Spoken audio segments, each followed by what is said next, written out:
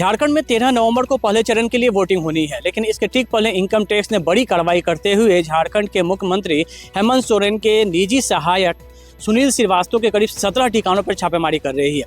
ये छापेमारी सुनील श्रीवास्तव के आवास से अलावा उनसे जुड़े हुए कई लोगों के घर पे चल रही है, जो रांची, जमशेदपुर और हजारीबाग में चल रही है। बताया जाता है कि रांची के 5 और हजारीबाग के 9 के अलावा करीब जमशेदपुर में छापेमारी चल रही है और इस दौरान बड़े पैमाने पर लेन देन के सबूत सीबीआई के हाथ लगे हैं और इस दौरान इनकम टैक्स के अधिकारी लगातार पूछताछ भी कर रहे हैं। हालांकि ये पहली मर्तबा नहीं है कि जब चुनाव की घोषणा होने के बाद इनकम टैक्स की छापेमारी चल रही है। 20 अक्टूबर को भी इनकम टैक्स के अधिकारियों ने मुख्यमंत्री हेमंत सोरेन से जुड़े लोगों के ठिकानों पर छापेमारी की थी और इस दौरान करीब 1.25 किलो चांदी, 1 किलो सोना और 60 लाख रुपए नकद की बरामदगी हुई थी।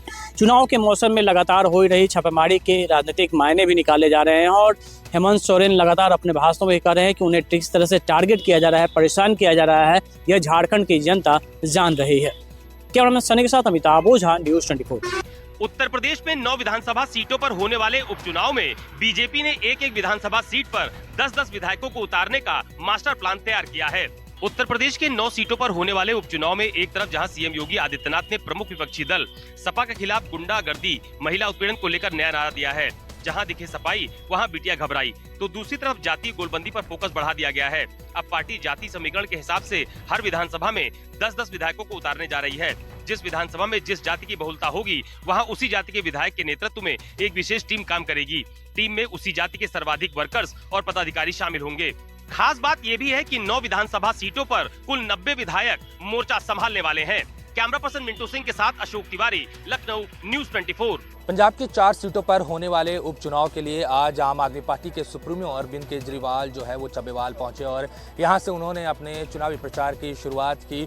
होशियारपुर की चब्बेवाल सीट पर आम आदमी पार्टी ने ईशांक चब्बेवाल को अपना उम्मीदवार बनाया है। इस मौके पर अरविंद केजरीवाल के साथ पंजाब के मुख्यमंत्री भगवंत मान जो है वो भी नजर आए। आपको बता दें कि मुख्यमंत्री भगवंत मान ने कहा कि जिस तरह से 2.5 साल की सरकार हमने चलाई है और खासकर आम आदमी पार्टी ने सिर्फ लोगों के लिए काम किया है। अब गांव में नौकरियों की बात होती है, जो शिक्षकों को परमानेंट करने की बात होती है और विकास की बात होती है, तो वहीं आम आदमी पार्टी के सुप्रीमो अरविंद केजरीवाल ने भी संबोधित करते हुए कहा कि जिस तरह से पिछले 2.5 सालों की सरकार भगवंत मान ने चलाई है उससे न सिर्फ पंजाब बल्कि देश का भी विकास जो है वो हो रहा है। इतना ही नहीं, उन्होंने आम आदमी पार्टी के उम्मीदवार ईशांक के लिए वोट मांगा। मुख्यमंत्री अरविंद केजरीवाल ने कहा कि हमने टोल बंद किए क्योंकि हम ईमानदार हैं। अब आने वाले दिनों में बाकी जो बची हुई 3 सीटें हैं उस पर भी मुख्यमंत्री भगवंत मान और आम आदमी पार्टी के सुप्रीमो अरविंद केजरीवाल जो है चुनाव प्रचार करेंगे।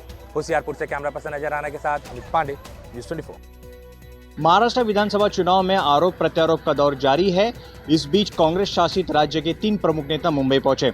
इनमें तेलंगाना के सीएम रेवंत रेड्डी, कर्नाटक के उप मुख्यमंत्री डीके शिवकुमार और हिमाचल प्रदेश के मुख्यमंत्री सुखविंदर सुक्खू शामिल थे। इन तीनों प्रमुख नेताओं ने यह दावा किया कि उनके प्रदेश में जो वादे गारंटी के रूप में जनता से विधानसभा चुनाव के दौरान किए गए थे वो सकुशल पूरे किए जा रहे हैं और सही दिशा में काम किया जा रहा है। दरअसल महाराष्ट्र विधानसभा चुनाव के चलते कुछ दिन पहले बीकेसी में एक संयुक्त सभा के दौरान महाविकास आघाड़ी ने 5 प्रमुख गारंटी महाराष्ट्र की जनता के लिए घोषणा की। इनमें से महिलाओं को आर्थिक मदद, बेरोजगार युवाओं को आर्थिक मदद, सरकारी बसों में फ्री आवास, किसान कर्ज माफ़ी जैसी गारंटी शामिल है। इन गारंटी पर सवाल उठाते हुए बीजेपी ने महाराष्ट्र के अखबारों में इश्तिहार दिए हुए थे।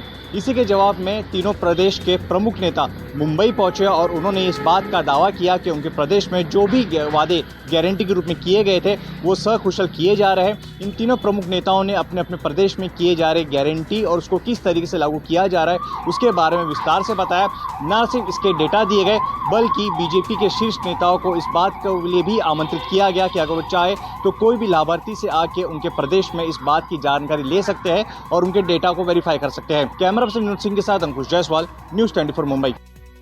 महाराष्ट्र विधानसभा चुनाव के प्रचार के पहले ही दौर में प्रधानमंत्री नरेंद्र मोदी और गृह मंत्री अमित शाह ने महाराष्ट्र के उप मुख्यमंत्री देवेंद्र फडणवीस की तारीफ कर दी। धुले के एक सभा में प्रधानमंत्री मोदी ने कहा कि पालघर के वाड़वन बंदरगाह के नजदीक एक एयरपोर्ट होने की जो इच्छा देवेंद्र फडणवीस ने व्यक्त की है उसे हम सरकार आने के बाद पूरा करेंगे। तो दूसरी तरफ गृह मंत्री अमित शाह ने कहा कि राज्य की जनता ने तय किया है कि देवेंद्र फडणवीस को जिताना है। साफ है, दोनों नेताओं की ये बातों से पता चलता है कि आने वाले सरकार में सत्ता की चाबी और मुख्यमंत्री पद ये देवेंद्र फडणवीस के पास ही होगा। इन दोनों नेताओं के बयान के बाद शिंदे गुट के प्रवक्ता का भी बयान आया। उनका ये कहना है कि फिलहाल इस महायुति के कैप्टन मुख्यमंत्री एकनाथ शिंदे हैं।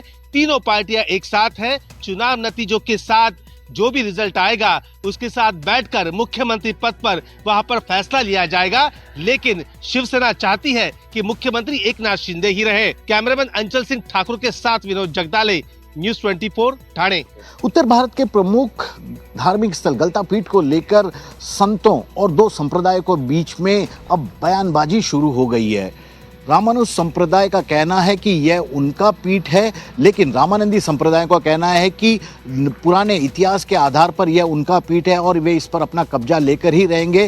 रामभद्राचारी ने रामानंदी संप्रदाय की ओर से यह ऐलान कर दिया कि जल्दी ही वे गलता पीठ पर अपना संप्रदाय का ध्वज स्तंभ लगाएंगे, जबकि रामानुज संप्रदाय की ओर से इसके 17वें गादीपति का यह कहना है कि गलता पीठ की प्राचीन संपत्तियों को अधिग्रहित करने की राजस्थान सरकार की ओर से भी कोशिश की गई है और कुछ और लोग इस पर दखल अंदाजी करके इन पर कब्जा जमाने की कोशिश कर रहे हैं। रामानंद और रामानुज संप्रदाय के संतों के बीच में बयानबाजी शुरू हो गई है और भक्त इस बात को लेकर परेशान है कि राजस्थान सरकार ने अदालत के आदेश के बाद इस प्राचीन पीठ पर अपना कब्जा तो कर लिया है, लेकिन वह पहले की तरह परंपरा और नियमों के अनुसार यहाँ पर पूजा पाठ और दूसरे कार्यक्रमों का आयोजन नहीं कर पा रही। कैमरामैन विक्रम सिंह भाटी के साथ श्रीवत्सन, जयपुर, न्यूज़ 24। धर्म नगरी अयोध्या में आज से 14 कोसी परिक्रमा शुरू होगी। करीब 20 लाख से ज्यादा श्रद्धालुओं के पहुंचने की उम्मीद जताई जा रही है। अयोध्या की 14 कोसी परिक्रमा शाम 6:32 से शुरू होगी। ये परिक्रमा अगले दिन 10 नवंबर को शाम 4:45 तक चलेगी। भगवान रामलला के प्राण प्रतिष्ठा के बाद होने जा रही वाली पहली परिक्रमा में करीब 20 लाख से ज्यादा श्रद्धालुओं के अयोध्या पहुंचने की उम्मीद जताई जा रही है। करीब 42 किलोमीटर लंबे परिक्रमा पथ पर बालू डालकर उसे सुलभ बनाया जा रहा है। परिक्रमा पथ पर 12 स्वास्थ्य कैंप बनाए जा रहे हैं, जहां 24 घंटे पैरामेडिकल स्टाफ मौजूद रहेगा। परिक्रमा पथ पर पड़ने वाले सभी प्राइवेट चिकित्सालयों को कहा गया है कि 24 घंटे उन्हें अलर्ट रहना है और खुले भी रहना है।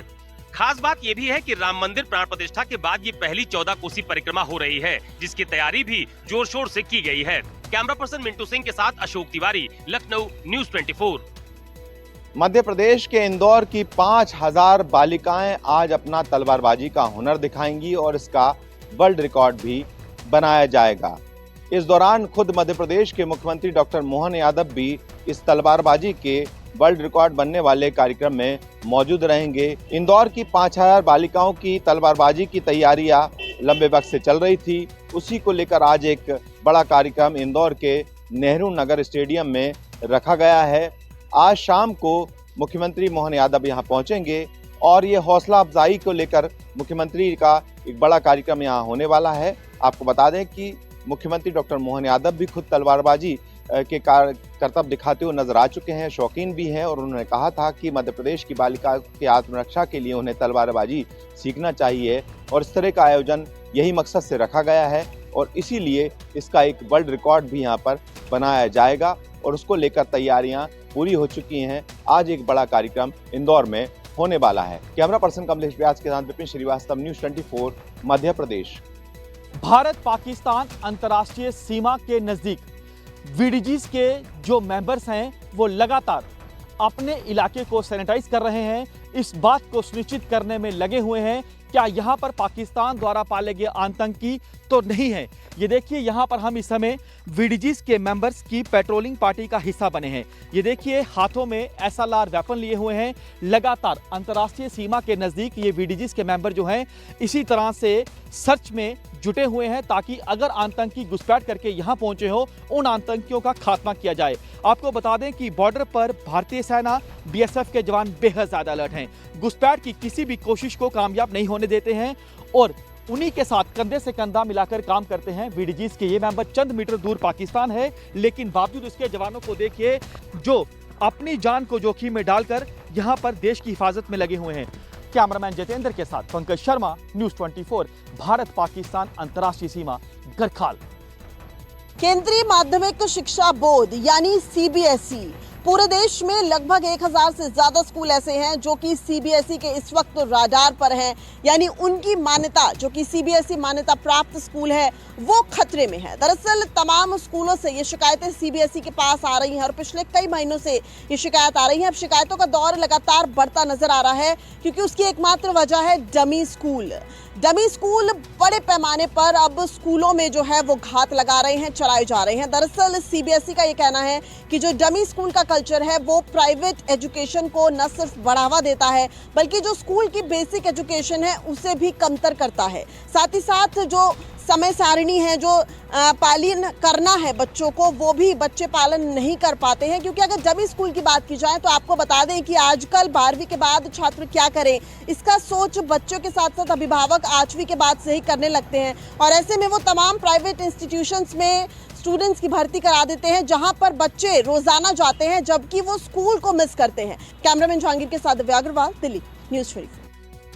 दिल्ली एनसीआर में प्रदूषण को लेकर के हालात बद से बदतर हो गए हैं। AQI लगातार जो है वो 400 के आसपास बना हुआ है। इस समय मैं मौजूद हूँ अक्षरधाम पे, जहाँ आप तस्वीरों में देख सकते हैं कि जो प्रदूषण की परत है वो साफ तौर पर देखी जा सकती है कि जो विजिबिलिटी है वो भी जो है वो बेहद कम हो गई है। बताया जा रहा है कि करीब 500 से 700 के बीच में जो विजिबिलिटी है वो रह गई है। स्मॉग और फॉग, ये दोनों मिलाकर के जो वातावरण है वो पूरी तरीके से धुंधित हो गया है। आसपास का इलाका आप साफ दिख रहे हैं कि साफ तौर पे देखा जा सकता है कि किस तरीके की धुंध जो है वो छाई गई है। हालांकि इसके लिए पहले कयास लगाया जा सकता कि पराली और पटाखे दोनों जो है वो दिल्ली के लिए मुसीबत बन सकते हैं, लेकिन जिस तरीके से प्रदूषण ने अपनी एंट्री दिल्ली में की है उसके बाद से जो प्रदूषण का स्तर है वो लगातार बना हुआ है। दिल्ली के कई इलाकों में जो हालात हैं वो बद से बदतर हैं, जैसे कि जो बवाना का इलाका है वहाँ पर सबसे ज़्यादा AQI देखने को मिला है। वहीं गाजियाबाद और नोएडा में भी हालात जो हैं वो बेहद ख़राब हैं। कैमरा पर्सन साहिल के साथ में यूसुफ, न्यूज़ 24 दिल्ली। गुजरात के राजकोट से डिजिटल अरेस्ट मामले में 7 गिरफ्तार बैंक मैनेजर से ऐंठे थे लाखों रुपए। राजकोट में एक साइबर फ्रॉड करने वाली गैंग को गिरफ्तार किया गया है। राजकोट में retired bank manager Mahendra Mehta को डिजिटल अरेस्ट के एक मामले में पुलिस ने 7 आरोपियों को गिरफ्तार किया। इन आरोपियों ने मिस्टर मेहता को डिजिटल अरेस्ट का झांसा देकर उनसे 56 लाख रुपए ठग लिए थे। आरोपियों ने बैंक मैनेजर को 15 दिन तक डिजिटल अरेस्ट रखा था। मिस्टर मेहता से आरोपियों ने कहा कि उनका गिरफ्तारी वारंट जारी हुआ है और उनके खाते से गैर कानूनी पैसे की उगाही हुई है। इस तरह रिटायर्ड बैंक मैनेजर को डराकर रखा और हर 2 घंटे में उनसे व्हाट्सएप पर फोटो मंगवाते थे। इस साइबर फ्रॉड के लिए जूनागढ़, बनासकांठा और अहमदाबाद के लोगों के बैंक खातों का इस्तेमाल किया गया था, जिसमें प्रत्येक खाते में 5 लाख से 10 लाख रुपए तक की रकम जमा की गई थी। ऐसे में खुलासा हुआ कि सभी आरोपियों ने बैंक खाते किराए पर ले रखे थे और ये ठग इसके लिए 2000 से 15,000 रुपए तक किराया चुकाए थे। मनी लॉन्ड्रिंग का भी धोखाधड़ी में इस्तेमाल किया गया है। इस मामले में गिरफ्तार किए गए 7 आरोपियों की पूछताछ के बाद अन्य भी आरोपियों की गिरफ्तारी का अंदेशा है। कैमरामैन के साथ Bhupendra Singh, Ahmedabad, news 24। Punjab Haryana high court ने ट्रैफिक नियमों को और सख्त किए जाने की बात कही है। जिस तरह से पंजाब हरियाणा हाई कोर्ट ने खास तौर पर बच्चों और महिलाओं के प्रति जो ट्रैफिक नियम है उनको सख्ती से लागू किए जाने की बात की जा रही है, क्योंकि यदि 4 वर्ष से ऊपर का बच्चा बाइक के ऊपर सवारी करता है तो उसके लिए भी अब हेलमेट पहनना लाजमी करार कर दिया गया है। वो भी केंद्र सरकार के जो रूल एंड रेगुलेशन हो गए उसी के हिसाब से अब बच्चे को भी बाइक पर यदि आप बैठा रहे हैं तो उसके लिए हेलमेट पहनना भी ज़रूरी कर दिया गया है। इसी तरह पंजाब, हरियाणा और चंडीगढ़ में महिलाओं को हेलमेट पहनने से छूट दी गई थी, खासतौर पर सिख महिलाओं के मामले में। और यही कारण है कि अब पंजाब और हरियाणा हाई कोर्ट ने साफ कर दिया है कि जिस तरह से यदि कोई सिख महिला है उसके सर के ऊपर पगड़ी पहनी हुई होगी तो उसी को हेलमेट पहनने की छूट होगी। कैमरामैन गंभीर सिंह राणा के साथ विशाल अंग्रेज, न्यूज़ 24 चंडीगढ़। इस समय हम मौजूद हैं नलपुर स्टेशन में और यहीं पे सिकंदराबाद शालीमार स्टेशन का सबसे बड़ा हादसा। जिस तरह से देखें कि 4 बोगियां जो एसी की थी वो पूरी तरह से अपने पटरी से उतर चुकी है। 2 माल की जो बोगियां थी, यानी जिसमें यहाँ पे जो कह सकते कि जो इसमें पार्सल था वो पार्सल की दोनों बोगियां पूरी तरह से पटरी उतर से चुकी है।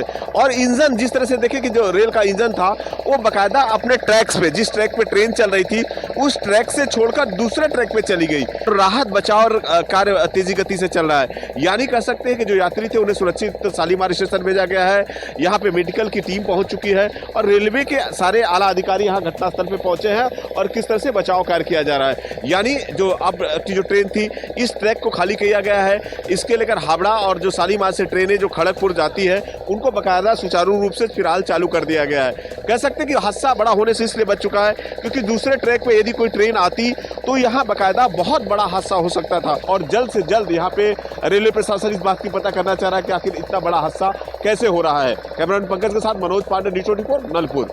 4 दिनों तक चलने वाले लोक आस्था का महापर्व छठ की समापन अब हो चुकी है, लेकिन इस छठ के दौरान पूरे बिहार में करीब 62 लोगों की मौत केवल नदी और तालाब में डूबने से हुई है, जिसमें सबसे ज्यादा समस्तीपुर जिले में 10 लोगों की मौत शामिल है। नदी और तालाब में डूबने की सबसे बड़ी वजह जो सामने निकल कर आई है वो है लोगों का सेल्फी लेना और रील बनाना।